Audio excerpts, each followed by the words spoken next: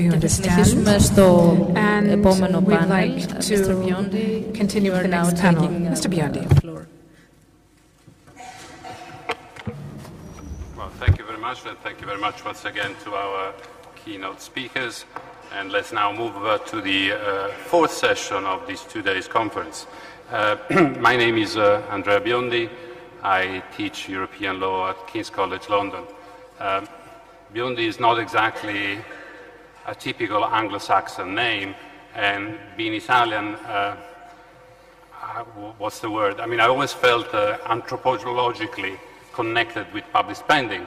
However, after spent around 15 years in the UK, which is supposed to be a rather laissez-faire kind of place, I came to realize that state aid, economic support from the state is an essential component of any kind of public policies. Obviously, our question for today is how to spend our money properly. And that's why we have an extremely optimistic and positive title for the session, The Effective Use of State Aid Tools to Foster Economic Growth.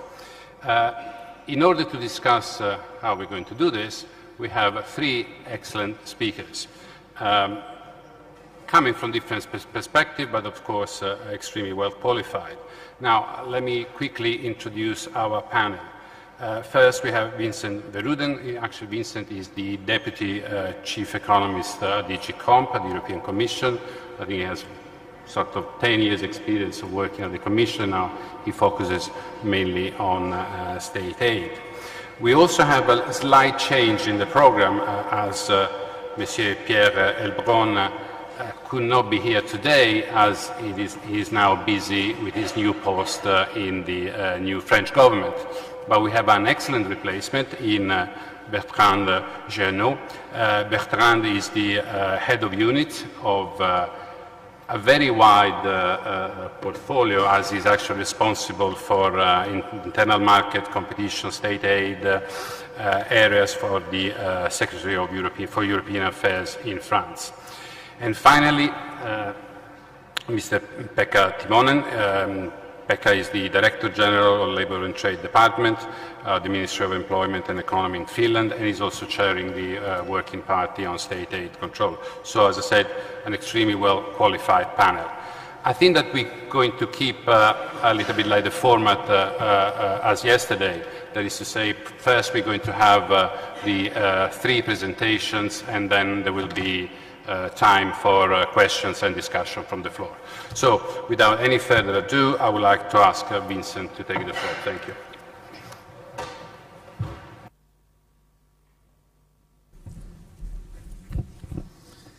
Yes, thank you very much, Andrea.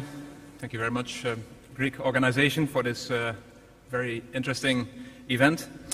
I'm going to focus on one specific aspect that has been highlighted already in Gert-Jan Koopman's presentation right now, specifically assessing the effectiveness of state aid. How do you find out, as a public official, as a public authority, whether the state aid programs that you put in place have an effect, a desirable effect, or not? How do you find out what are potentially the negative side effects, which we would call distortions, of a subsidy program?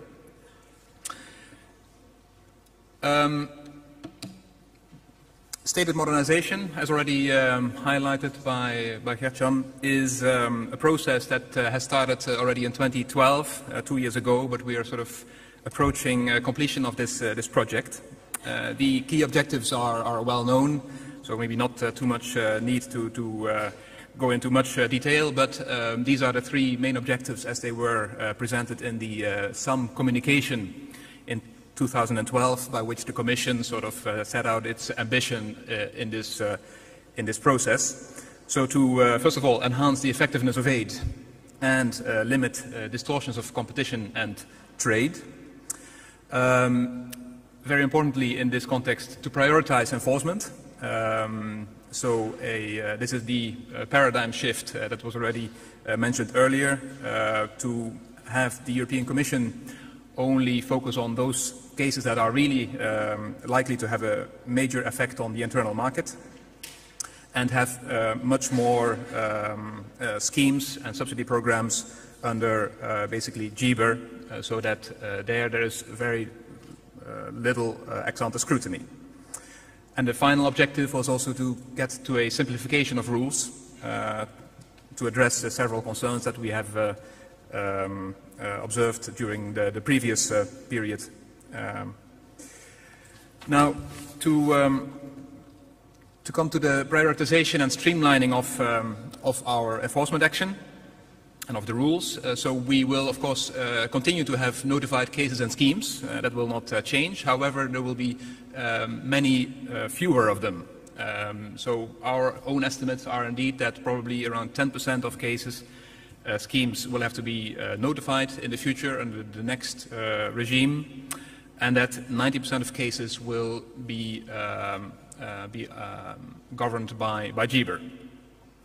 Now, for the notified cases and schemes, there will be improved scrutiny, as we would call it, meaning there will be an improved ex-ante assessment of, for instance, the need for aid, incentive effect, these types of classical questions that we address when considering a notification, as well as, of course, the distortions of competition and trade. Already for the very, let's say, large schemes, we foresee the need for ex-post evaluation. So, as already set out in some of the guidelines that have been adopted, the regional aid guidelines of last year, the environmental and energy guidelines of this week, there is a requirement for large or novel schemes to be ex-post evaluated, but this will be decided on a case-by-case basis. Then when it comes to GBER, there we have a very significant broadening of the scope, both in terms of areas covered, like the innovation aid, for instance, but also in terms of notification thresholds, which have significantly been increased. The scope of GBER will be clearly much bigger than it was until now. The type of requirements that you will see in the new GBER, if I can call it like that, will be simpler, that's what we hope, more flexible, allowing much more variation and optimization by member states, by public authorities as they see fit. We think this is an important element of modernization, that we allow this flexibility, because straight-jacket rules are not the type of rules that will work. However, to maintain an adequate degree of control, we do think that we cannot leave everything to, well, everything, that's a big word, of course, but the vast majority of cases to the GBER, and basically that's it. We will, of course, continue with ex-post monitoring and step it up. And also, and that's the novelty, one of the novelties of this SUM process, is that there will be a requirement for ex-post evaluation of the very large schemes. If you can read it, it's in the final bullet point. So the initial thresholds that we had in mind for schemes to be ex-post evaluated were the following, namely that when the annual budget of a subsidy program exceeds 100 million euros and 0.01% of GDP, so think of it as very large subsidy programs, they would be subject to ex-post evaluation. Now, we have had, of course, already several consultations on our draft GBER in the past, and one of the pieces of feedback that we have received is that perhaps this was a bit of a complicated formula. So I think there is a certain demand maybe to also simplify on this dimension and just have one number. We are reflecting on that at present. Now, on ex-post evaluation, what will it entail? What does it mean? How does it work? We have tried to give guidance on that in what we call the methodological guidance paper, a draft of which was published in November of last year. And the idea of this paper, it's like a 20-page document, 25, is to provide guidance to member states, because member states eventually will have to do the ex-post evaluation of these large schemes, as to how to do it. And the purpose of this is to obtain more evidence on the actual effects, both direct and indirect, of the aid program. So whereby GBER actually works on the premise that, well, as long as you comply with the GBER rules, most likely it will be fine. Some schemes will be put to the question, well, 5 years down the road, were our assumptions actually correct? Is it valid? Is it a good idea to basically continue with that scheme, or is there perhaps a need to somehow redesign it? When I talk about direct and indirect effects, the direct effect of a subsidy scheme you can normally think of as if you have an R&D subsidy, the direct effect of that normally is that the firm that gets it, or the firms that get it, do more R&D. That's sort of the clear direct effect, I guess. The indirect effects are more, okay, well, what's happening then as a result of that extra R&D? You can think of more derived questions. Is the firm going to be more productive, more profitable perhaps? Will it take on more employees? But of course, other indirect effects, and those are the focus of state aid control in the end. What are the distortions of competition and trade that have been observed in the context of this subsidy program? Now, to make this a bit concrete, in the guidance paper, we set out a couple of things to bear in mind when you do ex-post evaluation. And we give one or two, I guess, warning messages, if you like, which is that if you want to know whether a subsidy scheme has worked, simply comparing how firms behaved before and after the aid is not normally the right thing to do. Because the central question is, it's not so much, did you do better than before, but rather, did you do better than you would have if you had not received the aid? So if you look at the graph, I hope you can somehow see it. If you see the red line, think of it as employment over the years or over time. You might think that if at some point in the middle of the graph subsidies are given to firms, employment continued to decrease in these firms. Is that a failure? Well, no, not necessarily. It all depends on how basically the downward trend was changed compared to what would have happened if no aid had been given. So you always have to sort of have this counterfactual question in mind. What would have happened if no aid had been given?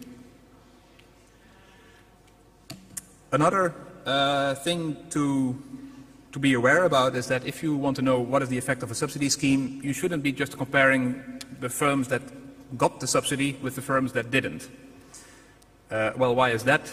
Well, the simple answer is probably those two groups may not be the same to begin with. They may be very different in terms of composition, types of firms covered, which means that sometimes you may see that beneficiaries of aid did much better than non-beneficiaries, but that's for very obvious reasons which actually have nothing to do with the state aid.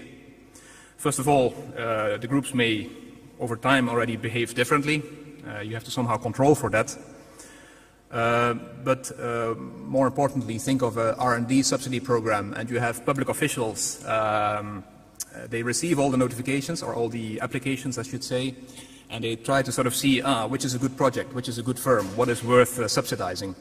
And if, let's say, somehow there is as you would expect, you would hope that public officials sort of try to select those projects which are most promising. But if already your group of firms are the most promising, or the projects are the most promising, it's not a surprise perhaps that if you sort of look 5 years down the road, which group performed better, the ones with promising projects or the ones without. It's quite obvious that you will see that the first did better than the second, but you shouldn't necessarily take that as a success, because it's all, again, this question, but on the firms that got the aid, how much better did they perform compared to if they had not received the aid. One important thing as well is sort of what is called self-selection into the program. So imagine as a public authority you're waiving with subsidies and say, well, whoever comes forward with a project can get aid. That's a very simple rule in a way. The problem here is that if you do it like this, what you will see is that the firms that have a project, that have an idea, that have an ambition, that are keen to succeed. They will be the ones coming forward and say, I have a project, can I have the aid? The ones that do not have any project, who have no ideas, to put it in those terms, they will be the ones that actually will not come to your office. They will not apply. Now, if this is the constellation, it's fairly obvious, I would say predictable even, that 5 years down the road you will see that the first group with ambition performed better than the non-beneficiaries, basically, who are the firms who had no ideas. So there are a couple of things to be aware of when you do ex-post evaluation. But there are also some answers and some approaches that have been developed across various fields, but also in the context of state aid that one can apply. And our methodological guidance paper gives a couple of, actually gives an overview of these techniques and also gives a couple of examples. Well, this I've already more or less said, so what is really important in the end is you must find the relevant or the right control group. But for the sake of time, I'd better move on to maybe some examples. So this is an interesting example. I'm not saying that it should be followed at all. That is not the way to perceive this point, but it's one of the options that has been done and is available. It's actually slightly innovative as a subsidy scheme, I would say, and you will see why. This is the scheme called Creative Credits in the UK. And it was a scheme to foster collaboration between SMEs in the greater Manchester City region, between SMEs and creative firms. So you will be aware of, let's say, voucher systems whereby SMEs, to get a voucher if they collaborate with universities. That's, you see that more often, but this was more specifically to entice firms, SMEs, to get in touch with creative firms, let's say web firms and marketing and design type of firms. It was a pilot project that was started in 2009 in Manchester. And the very distinctive feature of this scheme was that actually entailed a random allocation of vouchers to SMEs. The vouchers were £4,000 each. That's not big money in a way, but it can be relevant. And in the Manchester region, out of 4,000 eligible SMEs, 672 SMEs made an application. Subsequently, there was no sort of vetting and assessment, basically. What was done in that context was 150 creative credits were distributed at random, through a lottery, if you like. Which had a very good property that, there were 672 firms that applied. So they all had a project, they all had an idea and a willingness to do something. Only 150 of them got the voucher. Now, that means that you have a very good control group. Namely, you can simply look at those firms that did not get a voucher. But they are very similar, most likely, at least in a statistical sense, to the group who did get a voucher, because the selection into the group was just random. So basically, you could do a very simple and quick ex-post evaluation. It took place already 2 months, it started already 2 months after, but within 1 year already results were known. And that was that creative credits increased the likelihood of SMEs linking up and doing a collaborative project with creative business increased by 84 percentage points. It's probably difficult to see in the table, but there's an interesting statistic, which is that even in the group that did not get a voucher, there was like 12% of firms that started collaboration. But in the group that got a voucher, that take-up was much higher. It was almost 100% effect. So you could simply say that the difference between the two is an increase in the likelihood of starting collaboration. This was something that was sort of known as an outcome a matter of months after this scheme started. Also, a little down the road, after 6 months and after 1 year, basically they checked so how much more innovation has taken place because of this scheme. And indeed, those SMEs that received vouchers, compared to the group that did not get those vouchers, was significantly more likely to have innovated on their products or production process. So there was output additionality, as we call it. The effect was less pronounced after 12 months, but it was still there. And of course, as always is the case, I mean, you should not just do, let's say, quantitative assessments, but also talk to the people and talk to beneficiaries and non-beneficiaries to better understand why is it that the voucher made a difference, and all that is highly relevant. So this is one example of, maybe it's fairly experimental. It's clearly experimental. It was a pilot project even, but it's a very nice way to sort of, in a very light way, run a program and evaluate it. It's also light even in the sense of doing the program, because there was not much, let's say, involvement of public officials, in the sense that the lottery basically, and you could say, well, yeah, lottery, that's not ethical. That's not the way we do things. We want to target firms, we want to optimize our spending, and so on and so on. If you have a limited budget, which is more often than not the case, and you have many firms that actually would be eligible, and you have a hard time figuring out which are the ones that really are more eligible than others, if you like, maybe it's not such a bad idea after all. Another example, this is a more traditional type of subsidy scheme, I would say, investment grants in Italy. I put it in especially for Andrea Biondi, so to please him, as a UK example and an Italian example. This was a more traditional scheme, an investment aid scheme. It's called Law 488. And this was a very large scheme, investment aid. And here you had a more traditional allocation system. You know, the public authority received applications. It sort of assessed all those applications every year. And then, you know, it basically ranked all applications, gave them a score, and then the ones with the highest score would actually be able to do the investment and or would be able to get the aid, I should say. And then the others, well, unfortunately, they couldn't, because the budgetary limit would somehow have a cutoff. Evaluated in a study, in a recent study, were competitions held in the period 2000-2004. And all in all, we're talking about 2.6 billion aid that was granted to about 6,000 projects. Now, even if this is a fairly traditional scheme, it still has, or it has actually the good property that it is a scheme which is prone to ex post evaluation, in the sense that it allows for a comparison not of, you know, firms that got aid vis-a-vis just firms who did not get aid.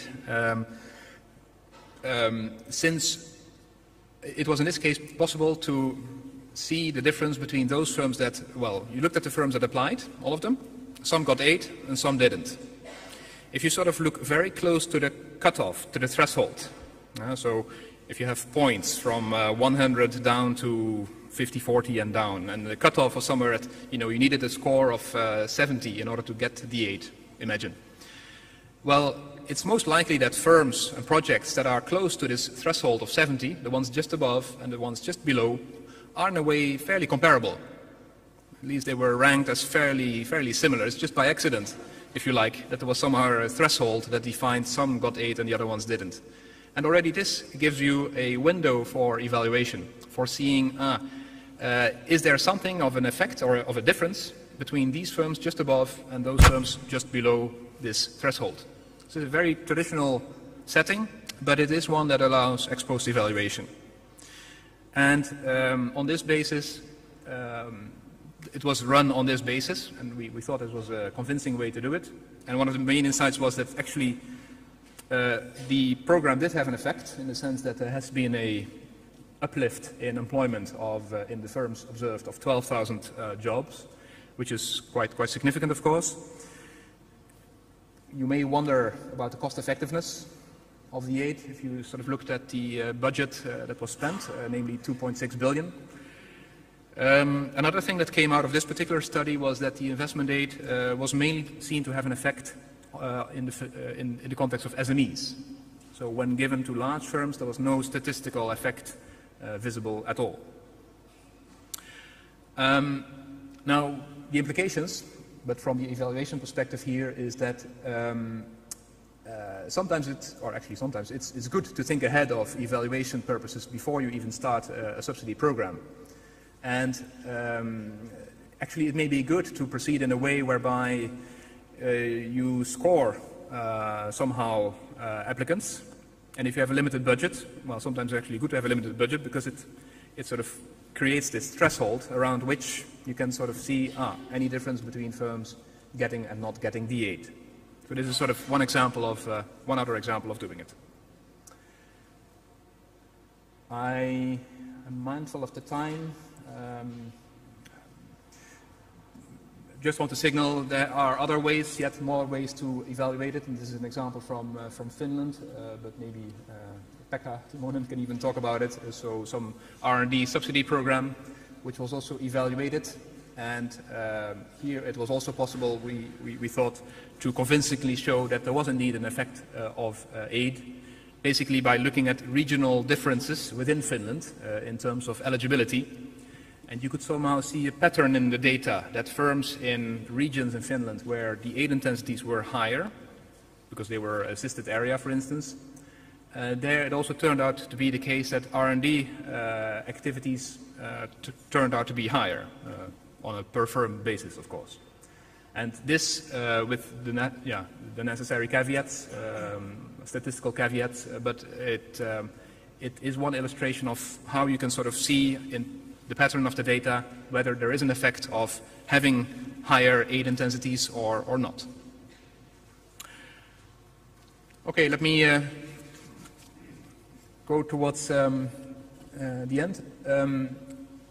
I already alluded to it, which is that if there is a desire or a need to do ex post evaluation, it is of the highest importance that you think ahead of this, and that you don't just start a program and then you wait for 4 years and you then tell some academic, can you please do an ex post evaluation?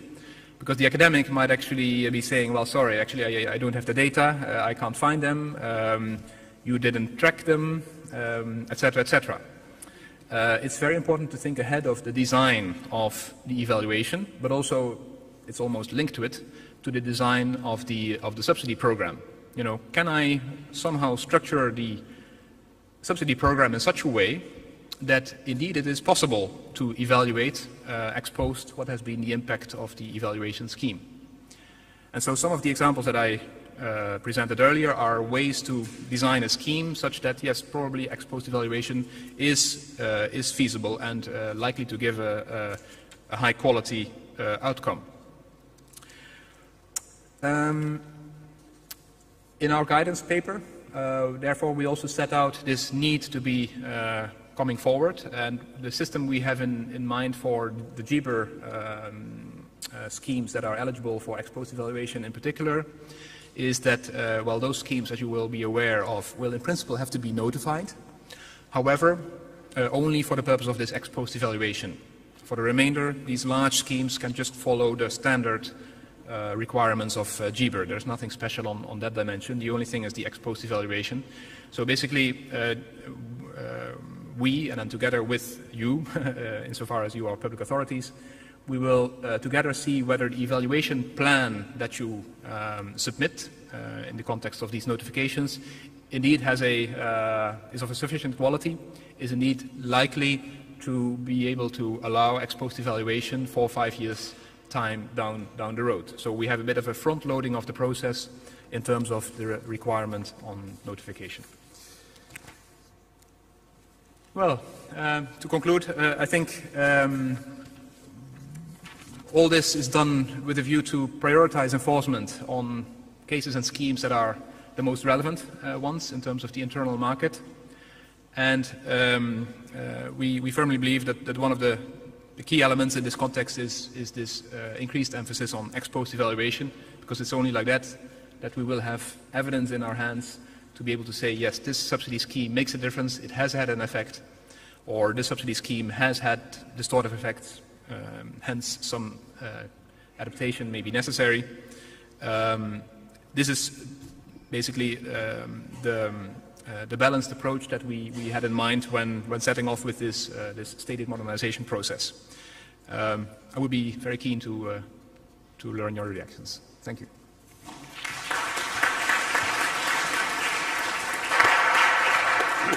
Thank you very much, Vincent, for an extremely broad but at the same time extremely exhaustive presentation.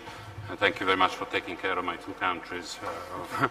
And also, if I may say, who says that economists are difficult to understand? It was extremely clear. We now change slightly the perspective, and we heard from the Commission. Now it's the Member State moment. So we'll start with Bertrand discussing a few issues related to France. Bertrand.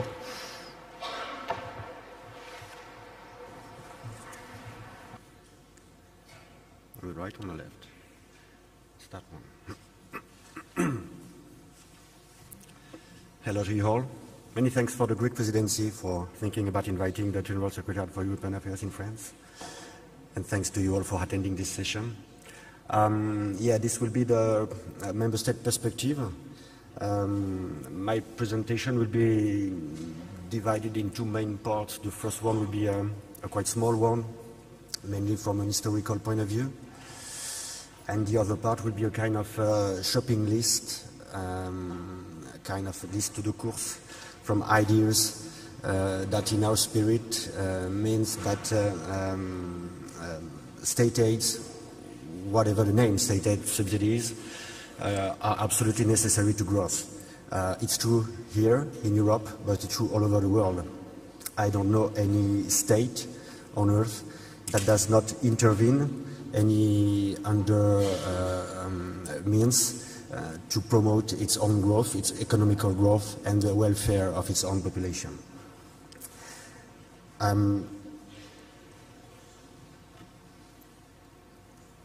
For the historical part of it, I just would want to recall some bad memories for us about the financial crisis that took place at the end of 2008. And maybe give a big thank to the Commission and DG Competition in particular in dealing with this very curious period. Between 2008 and 2013, Commission took more than 400 decisions relating to state aid measures in the financial sector. I just want to recall you the amounts that were there.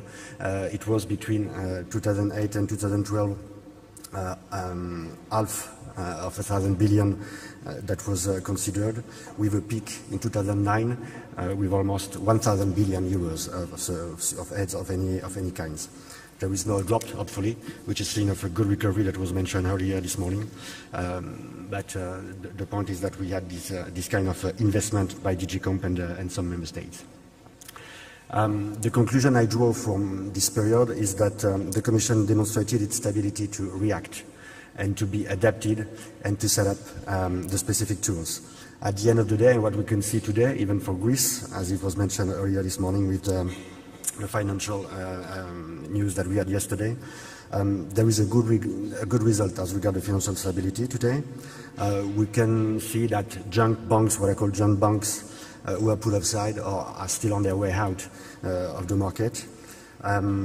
We saw also that the Commission, not only for the banking sector, but for the real economy, for the whole economy, took also some perfect tools in order to adapt. I'm referring there to the temporary framework that ended at the end of 2011. And what has been done by the Commission at that time, in fact, we have to bear in mind that this could be done at any time by the Commission, whatever the news that we are facing.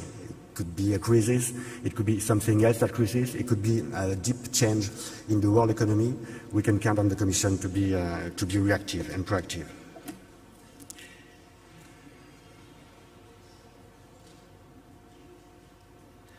But if we can count on the Commission to be proactive, we have to count on ourselves too. And I think that we have to clearly consider that Member States also demonstrated their legitimacy and their responsibility in acting during this period. And in fact, that's the role of the Member State anywhere on the planet, to lead its economic policy, to have in mind the industrial strategy it wants to follow, which outweighs the simple economic operator behavior. It's not because I'm the state and I've got some money to invest that I have to be considered as a simple banking. I've got other priorities, I've got other targets, I've got other tools. And moreover this, I've got a very long-term perspective in what I'm doing with my money. And in fact, the state aid policies requires an offensive, proactive approach and not defensive approach. I leave you reading the rest of this last paragraph of my slides. This is a quote of Commissioner Almunia from a speech in Paris. Maybe it can be deserved that a French representative is quoting the Commissioner Almunia on state aid topic.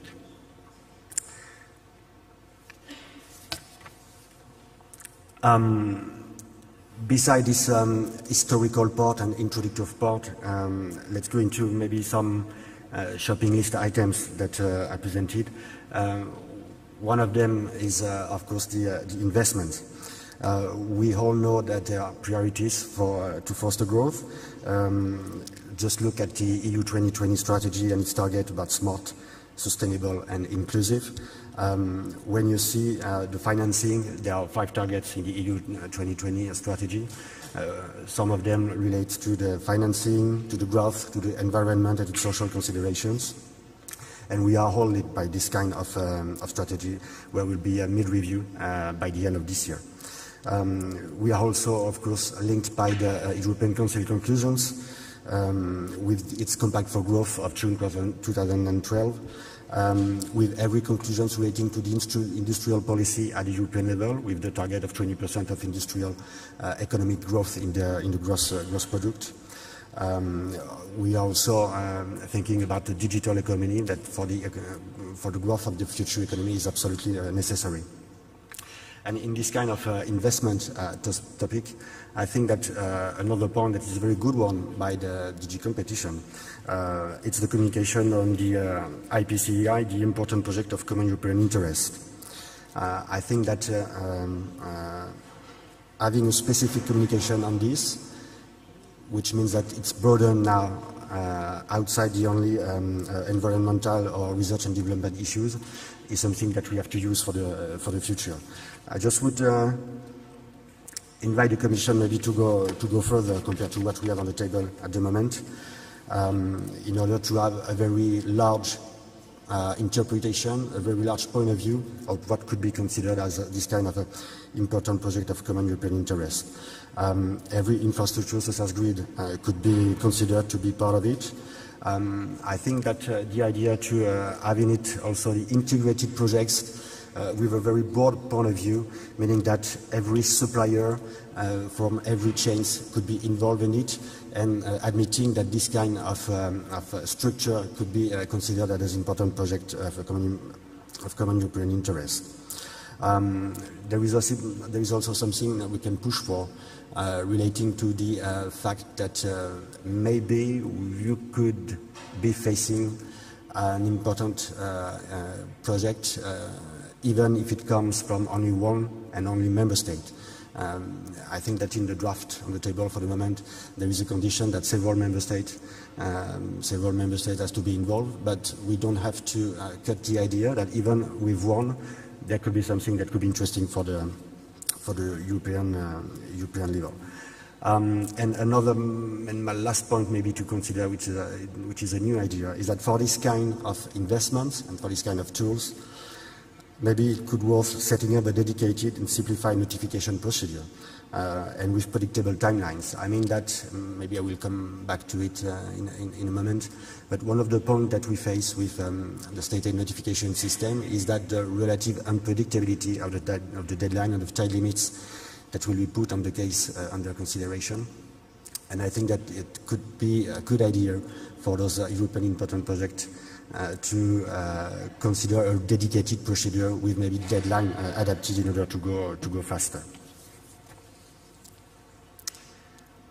Other topic not far away from investments is about the infrastructures and the weight they have in the economic growth. We all know that they are determinant to speed up flows. I have in mind 3 main sectors relating to telecommunication, transport and energy, where we got the trans-European networks, the 10. with this kind of policies, we all know what will be the future of European Commission, of the European Union, sorry, and that's kind of mandatory ways in order to improve our situation. And therefore, the investment in infrastructure should be considered as stated free in a number of cases. The following slide is maybe, let's say, a French story or a French point of view of what we are facing in our day-to-day work with the DG Competition after the Leipzig-Halle ruling, where we see that for large projects with large amount of investment, the financial institution asks for legal certainty. And if there is a doubt about the qualification of state aid, they ask for the notification, and they do not provide money if there is no notification. And when you're a financial agency, what does count is the time that you can figure out in investing and providing money for the project, for the infrastructure project. And what we have been told by banking is that there is so many uncertainties, mainly about deadlines, in the treatment by DG Competition of this kind of project. They do not invest anymore in large infrastructure. And for France, for instance, what could be considered is something that dozens of thousands of notifications that could be mandatory done to the Commission. Dozens of thousands, 3,000 in a very minimal estimate of notification. I would be quite curious to see how the Commission could deal with this kind of number of notification. And the way to escape this kind of goulot d'étranglement, this kind of dead-end street, maybe is to have a smooth recognition of EU compatibility of the bidding process. And for instance, as there is competition at the tendering process, we could invite the Commission to consider that there is no advantage granted, and having a very established case law saying that for a very large number of tendering procedures, this procedure leads to consider that there is no competition problem and that there is no state aid at stake.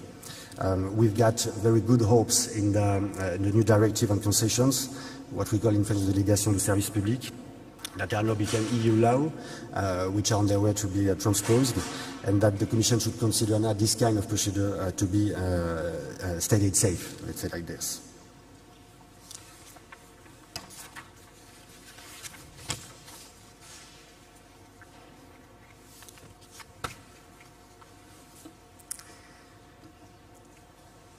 And besides the smooth recognition of EU compatibility, we have other tools that also we have to keep in mind.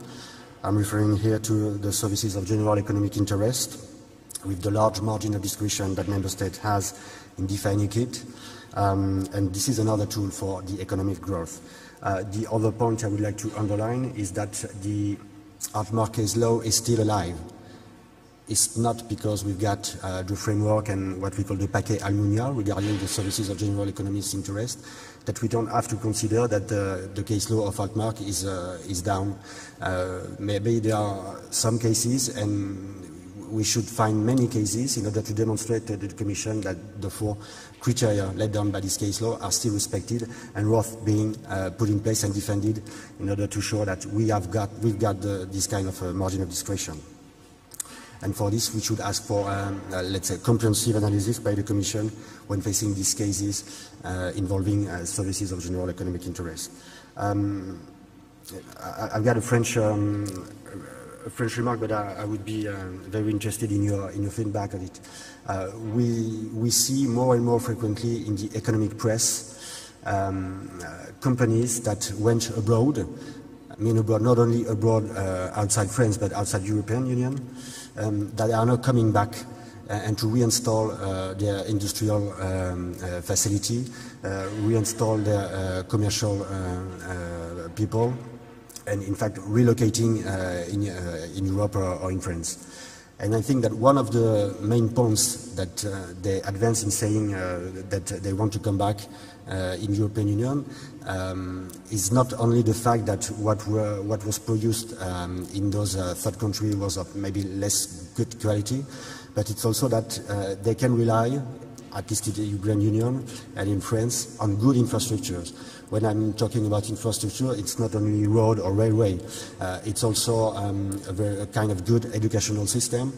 It's maybe able to rely on people, on labor that is with a high level of qualification, and even if it's not a high level, with at least a good level of qualification, which allows for adaptation.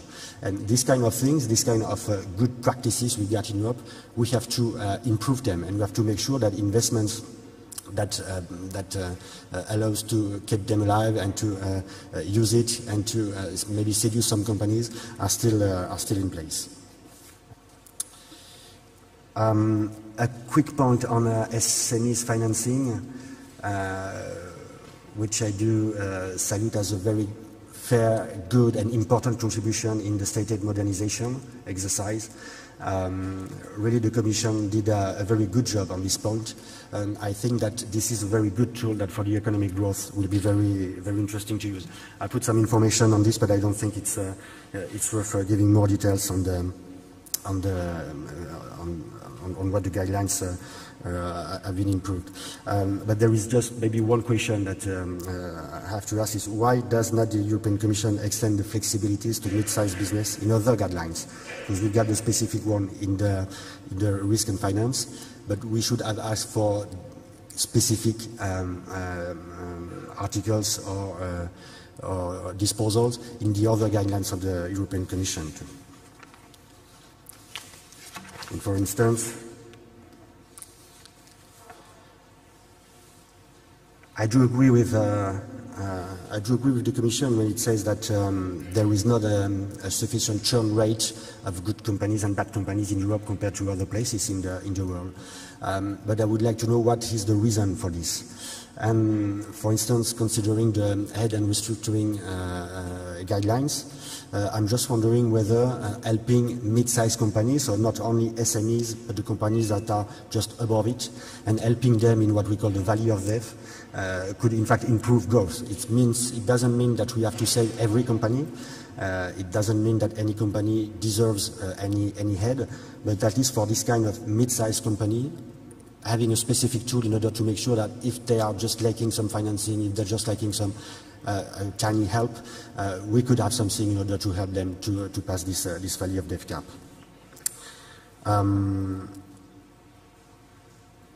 Another point maybe regarding those companies is that we can have in the RDI guidelines aid allowed for the process and organizational innovation in services. That is also very important because we all know that services, it's a very important part of the economic growth at the general outset.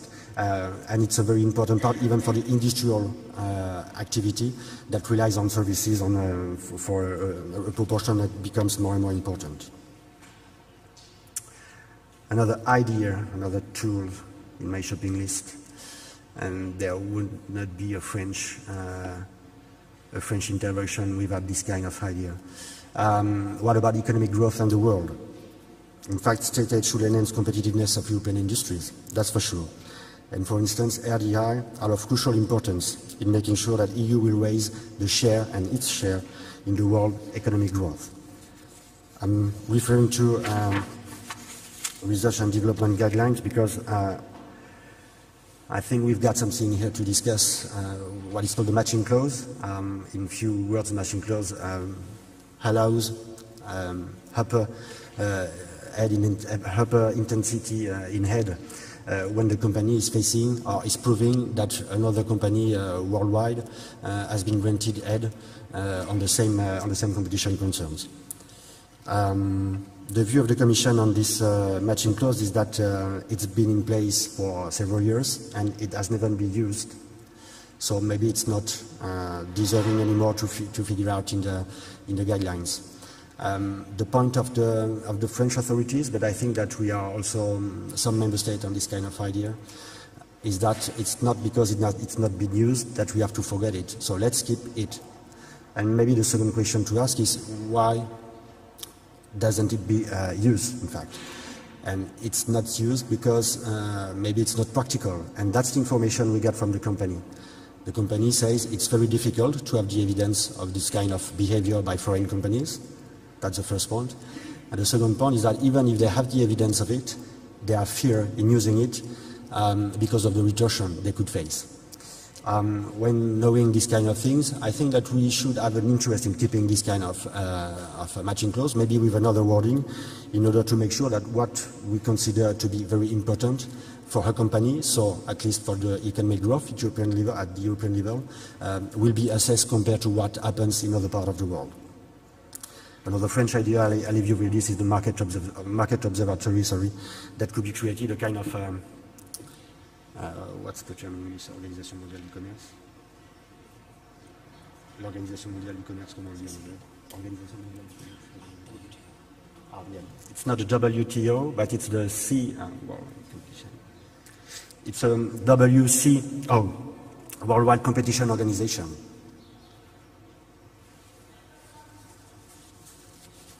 Silent is approval.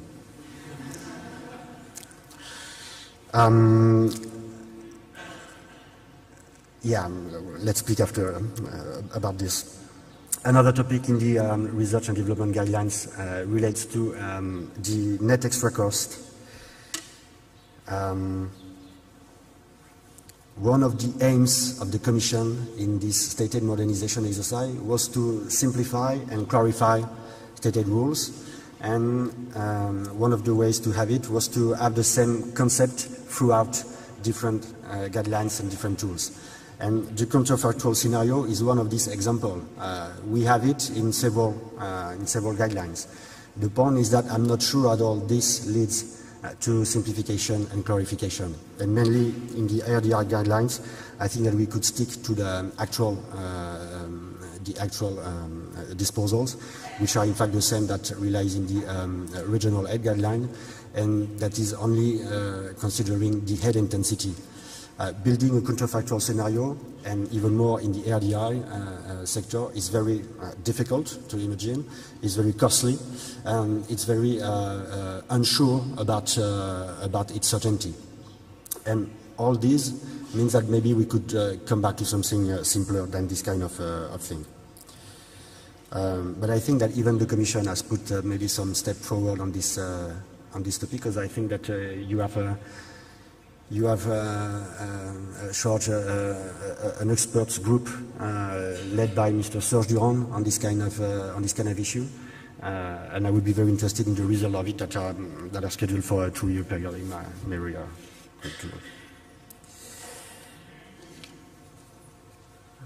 Speaking on this issue of economic growth in the world, what we need, in fact, is a DG competition actually assessing competition. There is a kind of French perspective saying that, and I must say that it's sometimes shared with even official within DG competition, saying that in state aid there is no competition issue led by the Commission. There is competition by DG competition in merger and antitrust, but not in state aid. And maybe what we could ask for the Commission is in state aid having really a real competition assessment. I give you an example of a French decision, Guépard project. The Guépard project is an investment in the photovoltaic sector, but a kind of very concentrated cell in photovoltaic sector, where the Commission, in its decision that will be published in the coming days, take into account the competition coming from non-European Union competitors. I invite you to read the paragraph 76 and 184 to 199, where you will have a real competitive analysis of competition outside European Union. And I have to once again thank the Commission on this kind of decision that I would want to see more and more frequently. Because it looks like competition assessment, and it looks like a DG competition real work. And for this kind of thing, the ultimate point, but that's a French dream, it's been a French dream for several years now, is that the Commission could lead its assessment of competition and effect on trade at the qualification stage of state aid. Not only after having presumed that there is an effect on trade and there is an effect on competition, but at the very qualification stage, considering the fourth criteria, meaning the public resources, the selectivity, and then the effect on trade and the effect of competition. And considering this at the qualification stage means that maybe for a number of cases, there will be no need to notify. That's really simplification, and that's really clarification. And just to end up with another positive thing, so I guess that I hope that you have noticed that in my speech there are many thanks to the Commission. I would like to speak about the PIA, Programme d'Investissement d'Avenir, which could be translated into the Investment for Future program, which is a French government program that was set up in 2010 with 35 billion euros involved in 9 innovative sectors divided in 3 main trends: research and higher education system, sustainable development, and digital economy. The digital doesn't appear there, but it's one of the names.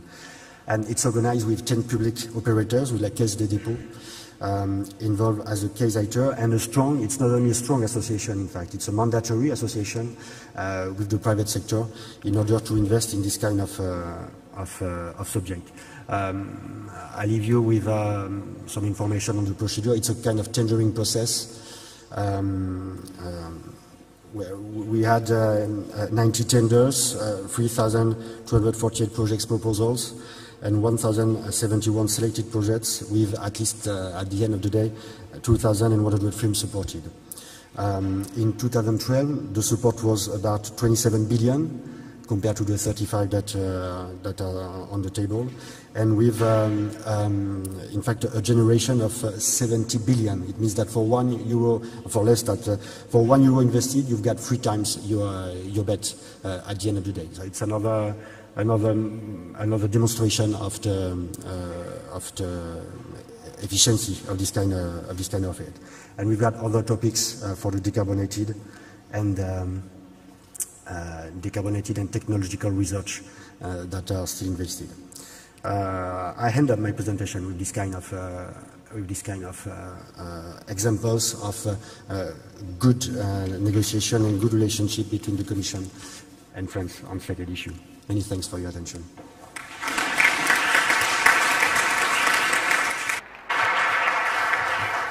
Thank you very much, Bertrand. Again, an extremely wide but in-depth presentation. I think you also introduced already some intriguing elements for the discussion. Now we're moving up north, and it's time for Finland. Thank you. Ladies and gentlemen, let me first give some caveats to make it easier to understand why there are so many differences between my perspective and the perspective of my French colleague. I think the first and foremost there is that Finland was not really affected on the financial crisis year 2008-2009. Our then Minister of Finance even dared to say to our public that this doesn't affect us. And at short term, he was most likely correct. At mid-term and at long term, he had it catastrophically wrong. Because the real hit to our economy came not through banking crisis, not through crisis on public economy then, but it came through this longish global downturn or the period of slow growth we still live.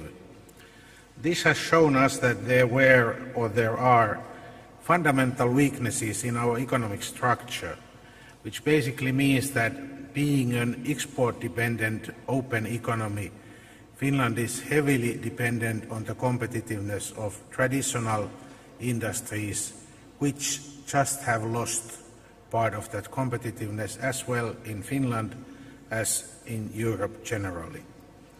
This is what we are trying to replace. We are not trying to fix it because things destroyed by markets usually can't be replaced or corrected by politicians. You have to do something to allow the markets, the companies, the economic operators to correct it.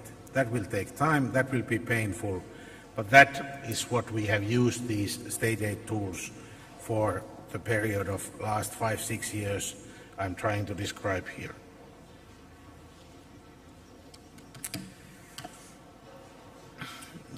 As everybody in Europe, we try to create national policy within European limitation. We have European level rules, but national aid schemes. We have national and local decisions, no federal structure in Finland, but it's difficult enough with municipalities involved. The important thing here is to understand that the tools are always subject to policies and goals.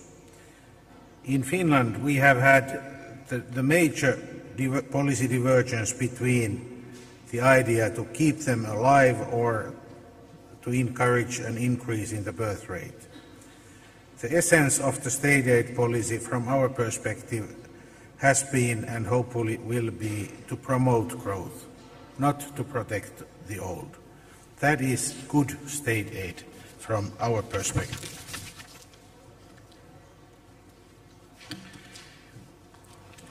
I would say that in Finland we have clear priorities at the national level, but less so at the local level. At national level, our current focus is on investment schemes, R&D schemes and risk capital. We try to keep operating aid as an anomaly to keep it at minimum.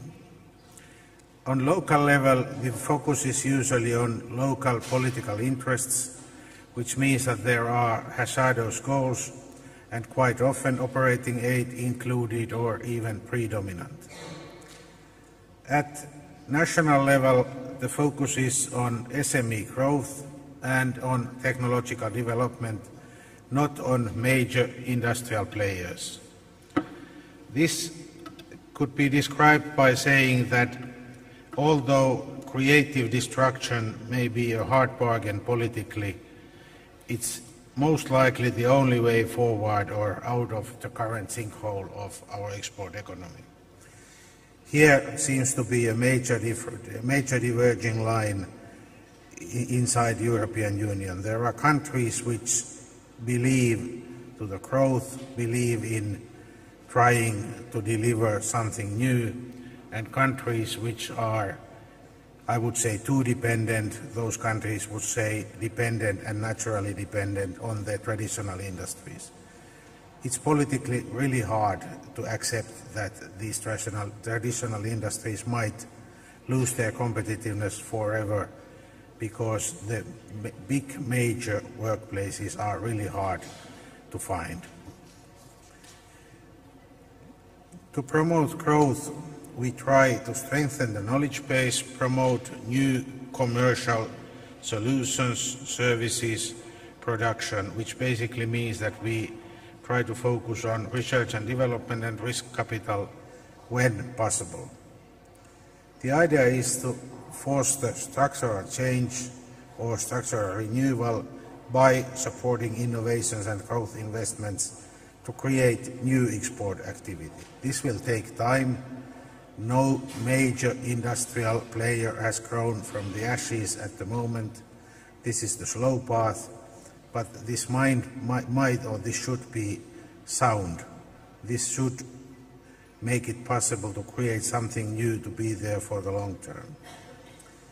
We have also recognized the importance to reformulate other policies to make it happen, which basically means that we have to use public procurement to support innovations, public procurement to create and give references to Finnish companies.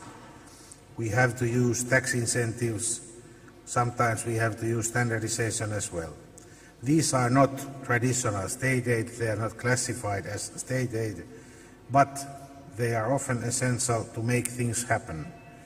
This basically means that the effect of the state aid doesn't always rely on the size of the wallet, but also on the courage and consistency of the authorities in general.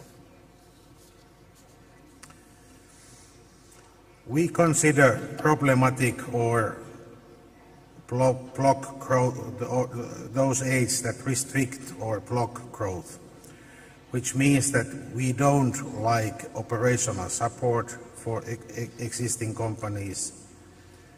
We try to keep in mind that facilitating artificial profitability promotes non-competitiveness. We try to keep in mind that granting investment aid for relocating existing operations harms those losing it just as much as it avails those getting it. This seems to be evolving as a European principle according to new rules, and we warmly welcome that. We do not give mouth-to-mouth resuscitation to national champions or old heroes, and we try to avoid operating aid schemes unless they are considered absolutely necessary. Main objectives of state aid in Finland have been environmental protection and research, plus development and innovation. These figures are there at quite small numbers, but you might notice that there are two columns which are blue instead of red. Those are the main differences between Finland and the rest of the Europe on the horizontal objectives of the aid. This basically means that we very heavily focus on environmental protection, which in my country includes energy saving as well. In fact, it's perhaps more energy saving than environmental protection, but the targets and goals are quite the same. And the second one is that we try to focus, as already said, on research, development and innovation. The success stories and less so stories should be evaluated against this. If we mess with this 77 percentage point of the aid, we can't really justify any successes on those minor parts of it.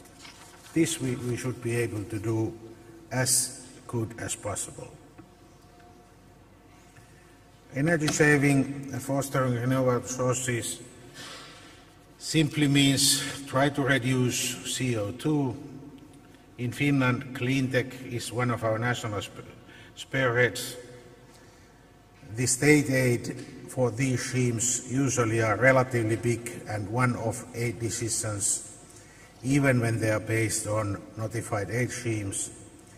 They are quite often energy investments to promote biomass-based production, basically because even though we have good national resources for the biomass-based production, coal and heavy fuel oil simply are too cheap to beat without aid right now, and will be for the years to come. We consider state aid as less distortive if and when it's one-off and allows the beneficiary to run its operations on market terms.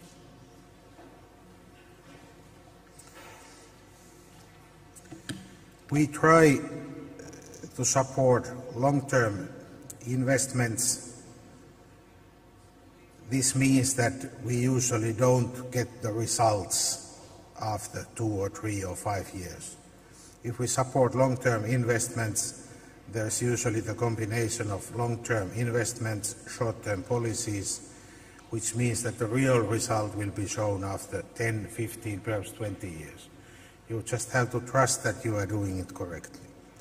There are, of course, political and commercial necessities based on, for example, sulfur directive and the increased costs of marine logistics, based on the need to create new sources to get rid of our dependability of the natural gas. This is not for Finland alone, this is for the best part of Northern Europe. Best cases, or at least biggest expectations, are always related to research and development and innovation.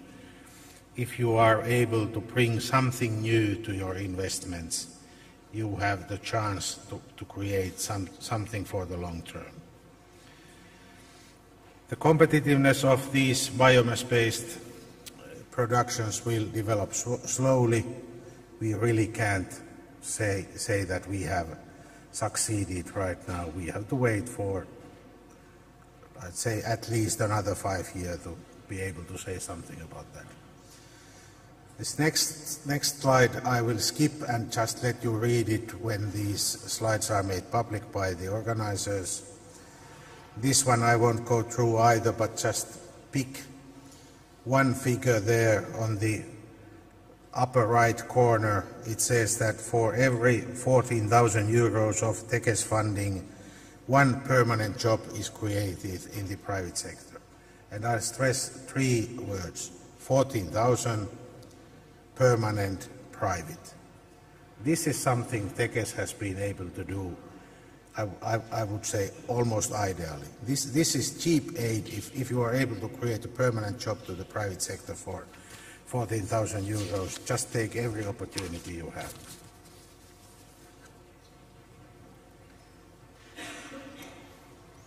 Another part of the exercise has been to provide risk capital for SMEs.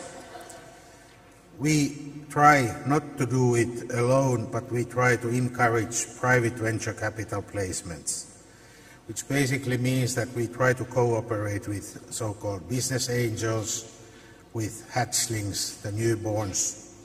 We try to cooperate with private equity funds and institutional investors, with small and medium-sized but already existing companies. We try, so to say, to milk the private capital of these companies by being there early. The idea quite often is that the state is able to start this funding alone to make private capital curious and hope to find ourselves at pro rata with private capital at the end of the day. You could say that you try to wake up as a policy investor and go to bed as a market investor in an optimal case. The new slogan in Finland will be GGG, meaning grow and go global. We will go through our SME sector to find entrepreneurs courageous enough who are ready to accept the personal risk as well, and try to create targeted tools for those companies, those entrepreneurs.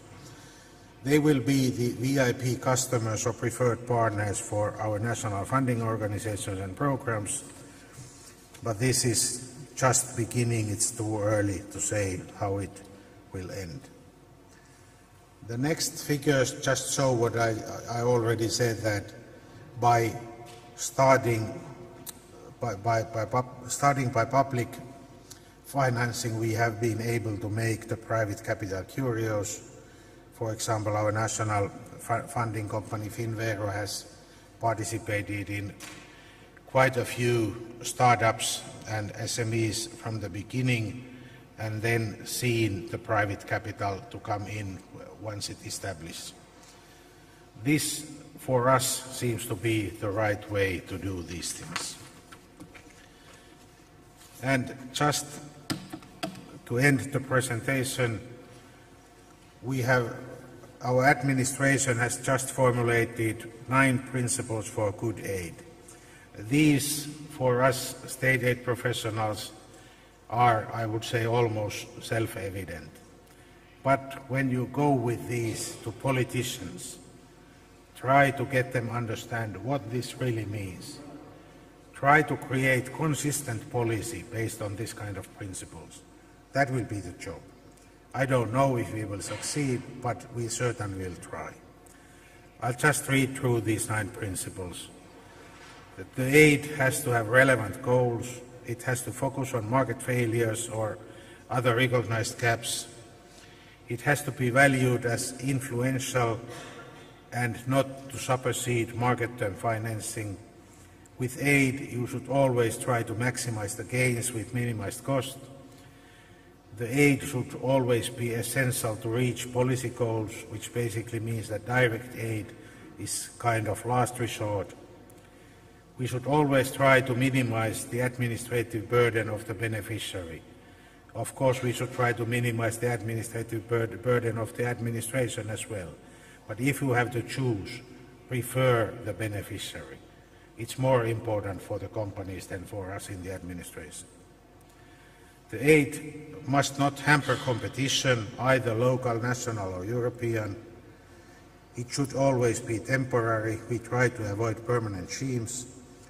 And, which is important and difficult, it should not become automatic which basically means that you should turn it off time to time, even with tax schemes, even if that's extremely difficult. Thank you.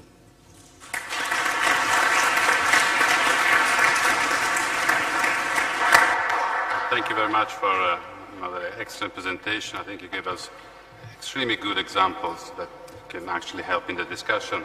And I love the 9 principles. I wonder why they didn't get to 10. It would have been, the 10 commandments of good aid. We can think about that 10 perhaps. Now we have a little bit of time for discussion. If I can just abuse my role as chairman, perhaps we could give the opportunity to Vincent and also to Gert Ian, that actually kindly agreed to stay on the panel, to give a very quick reaction to perhaps the 2 presentations. Vincent and Gert.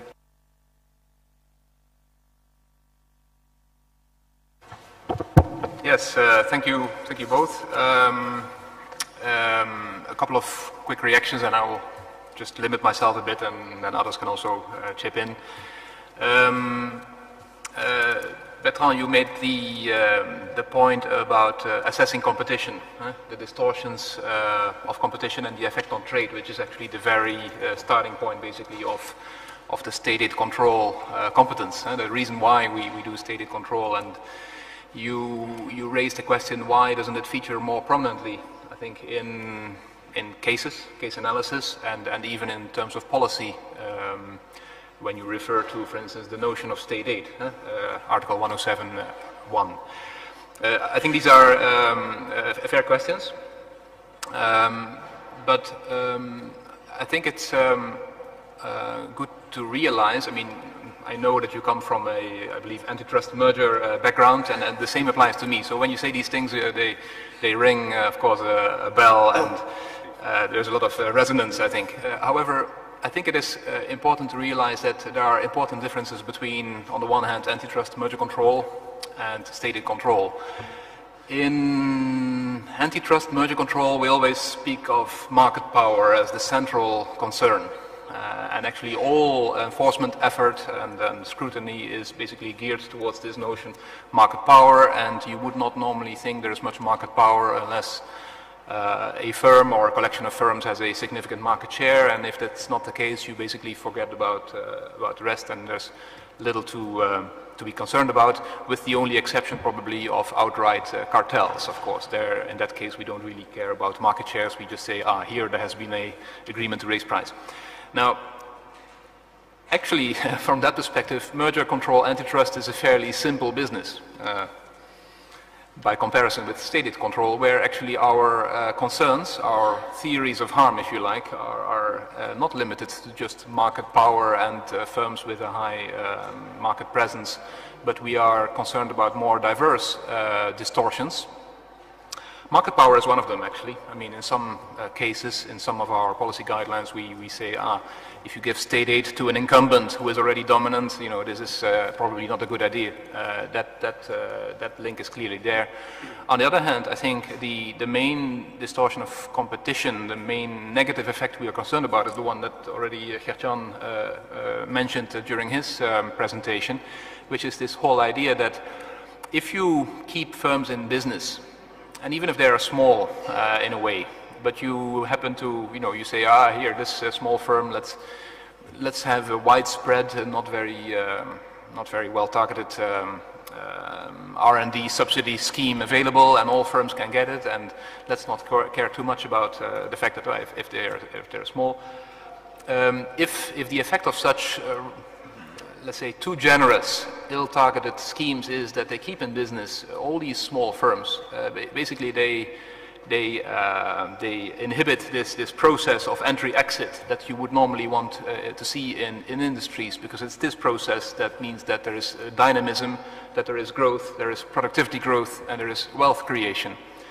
And so this, I think, is a good explanator of the fact that we do care about, let's say, aid given to firms, even if they don't have a very high market share, because we are concerned about, let's call it a cumulative effect, which is that, if there are too many of these small firms kept in business, they just take up the space. They make it difficult for the good ones to grow. to achieve scale, to become productive, and to become even competitive in the face of Chinese competition.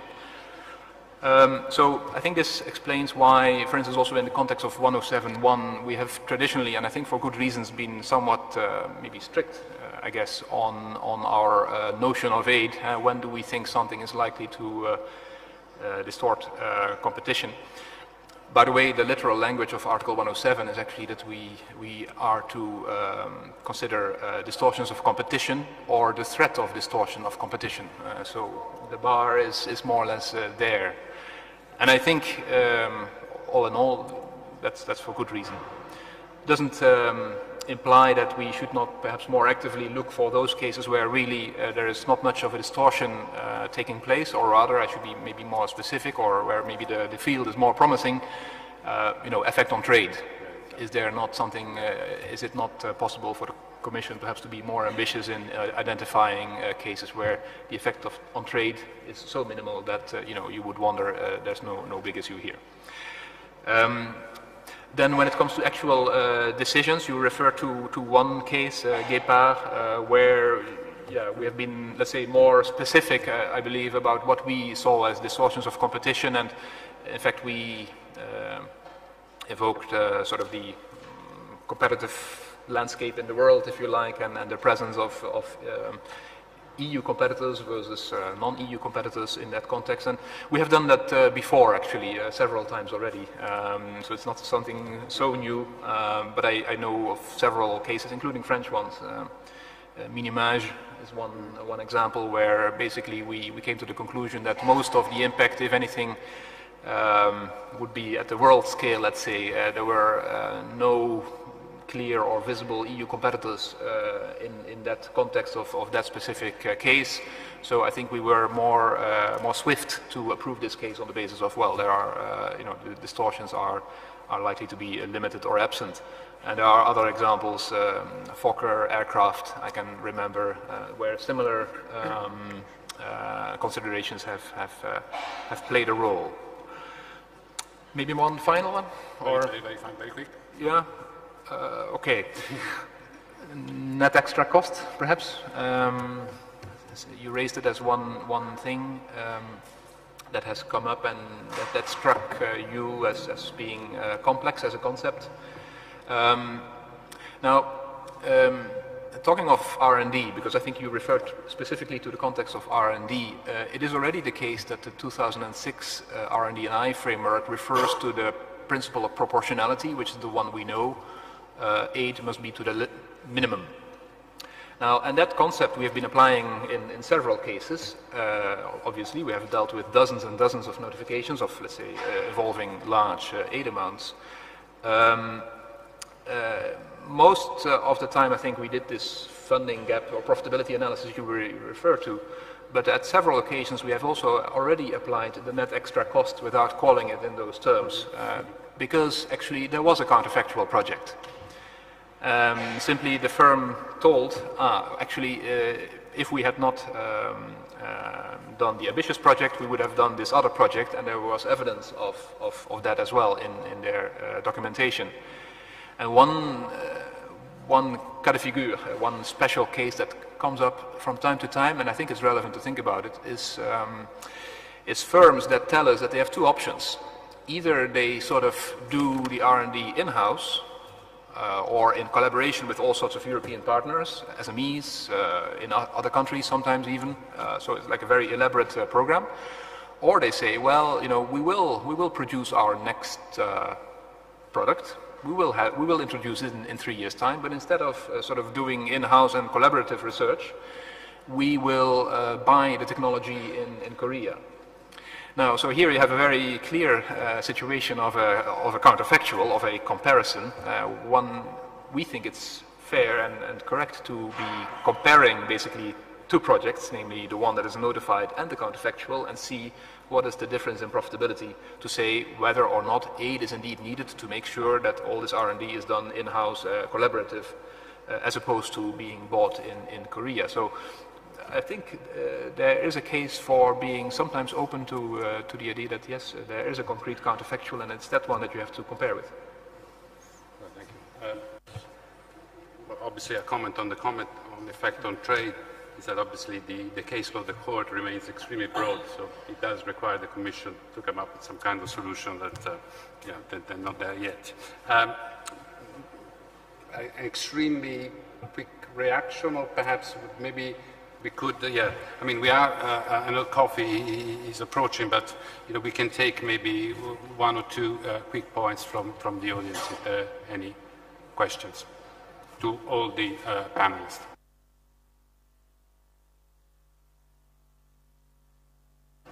Caffeine is,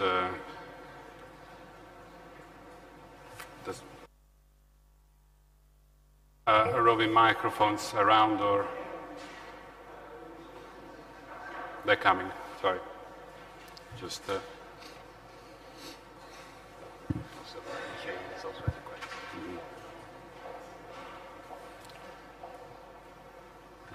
or maybe you can try to, just speak up. No, sorry, it's coming.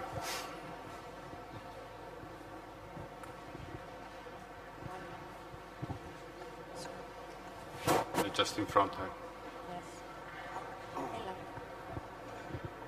Well, you can think about your question properly. Yeah, exactly. Now you have a really high burden to discharge. Thank you. Thank you very much for the presentations, and the cases that you showed were very interesting. And well, I saw that the different programs that you were exposing in the presentation amounted to a total state aid of, for example, in UK, 40 million euros, or for Finland, for innovation was like 50 million, and for France, another 40 million. And I just want to make a point here, because I think that,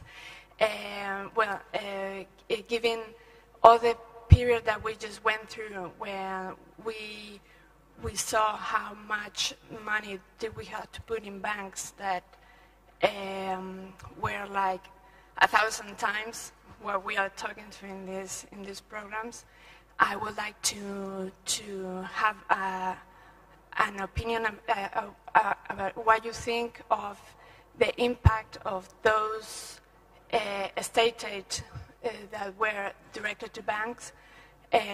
What is the impact in growth and competition in the European market?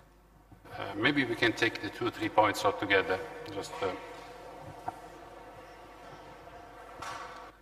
Thank you very much for the presentations.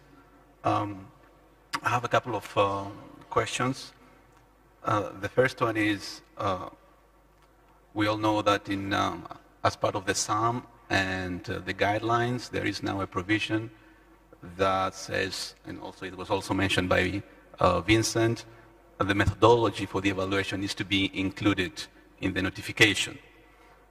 To what extent, or let me rephrase, do you have an idea already what is the volume of such a methodological plan? Can that be, for example, a checklist? Can that be just one page with questions like we're going to assess this and that? Or does it have to be more detailed? And my second question is, are we to understand also in the authority that in case we don't somehow like the information received, given that this is part of the notification, does that make the whole notification incomplete? Or is it taken as an isolated factor? Thank you.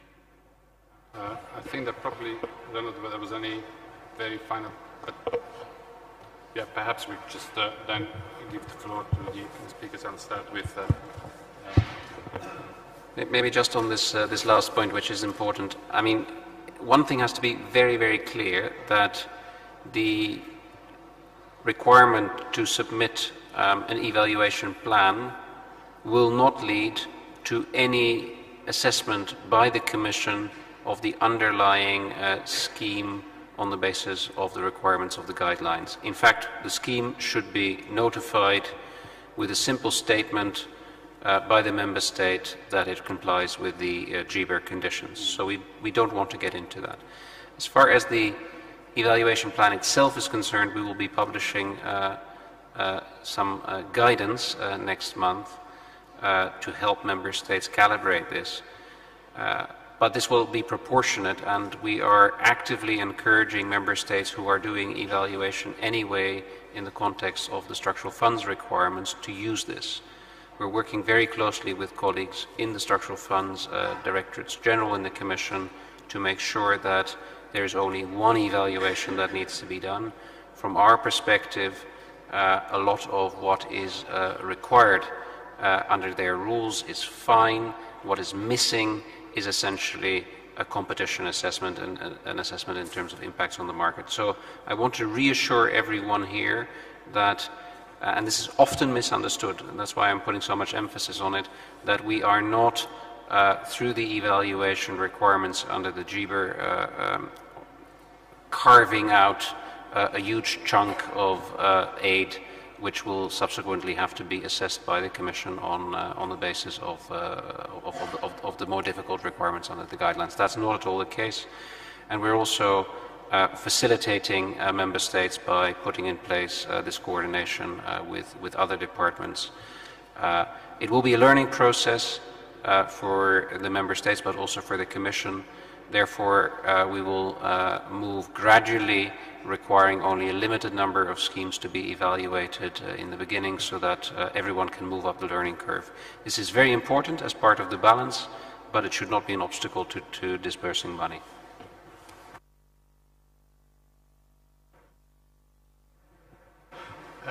Yes, so on your question on the impact of aid given to the banks and let's say how do the volumes compare with aid that is given to the non-financial sector, and you sort of seem to imply that the proportions are very different, which is indeed true, even if I think it's useful to qualify here and there sometimes a bit these differences in proportions, because it's true that, let's say, hundreds and hundreds of billions of euro of aid have been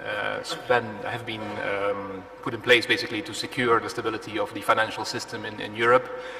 Now, if you speak of impact, was it worth it? I would be quick to say yes, because financial stability is almost one of the starting points of a functioning market economy. Together with a functioning property rights system, you need those two, and otherwise, nothing much will go. So it's almost impossible to sort of make a quantification or whatever of the impact on that dimension. I think it's huge, and it has been necessary. To put it simply. On the amounts involved, it is also true that if I say hundreds and hundreds of billions, actually it's not just all the same, right? Because there have been very different ways in which banks have been helped. The clearest example, I guess, is that the state has come in and given new equity to cover losses from the past. So there are many billions that have sort of gone into the banking system like that. But that is actually the smaller proportion of the overall envelope. A lot of other aid has gone in the form of guarantees, which is not really comparable to, of course, giving cash, right? Because the guarantee is only called, if you like, if really there's a problem, which so far, luckily, has not been the case. Now, it doesn't mean that guarantees don't have a stated element. We all know this, of course, because the guarantees came, well, not for free, but they came at a price which was below market price. So there is a stated element clearly. So, but let's say in the numbers that you refer to, or the 1,000 times more than in the real sector, I think you have to really qualify for the fact that a very big chunk, I think probably 3/4. I'm looking at you, Gert-Jan, is easily in the form of guarantees. Hopefully, let's hope that they will never be called, and therefore the aid element of that should be hopefully somewhat limited. And on the non-financial sector, I think we do have to bear in mind that on on an annual basis, it's approximately 60 billion euros that are being spent, but let's say actually spent. And so if you just take 4 or 5 years, we're talking about 250 billion, let's say, and that's roughly the same order of magnitude, I would almost say, as equity injections. But good, that is, Gert-Jan, you are eager to... Maybe I just compliment. I mean, the 50 billion is what is reported in the scoreboard.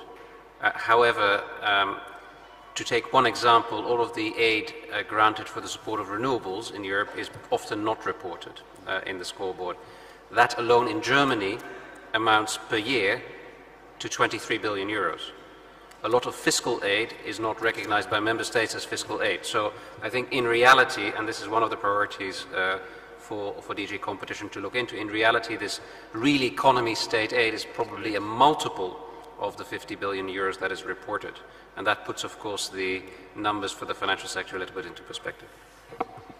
I'm afraid we need to draw the proceedings to a close, and therefore I'm afraid also the coffee break is going to be a little bit shorter, but I think it was worth it, as we had an excellent discussion. There would be many more issues that would deserve further exploration, but once again, I would like to thank our speakers for their contribution and for their excellent presentation. Thank you very much once again.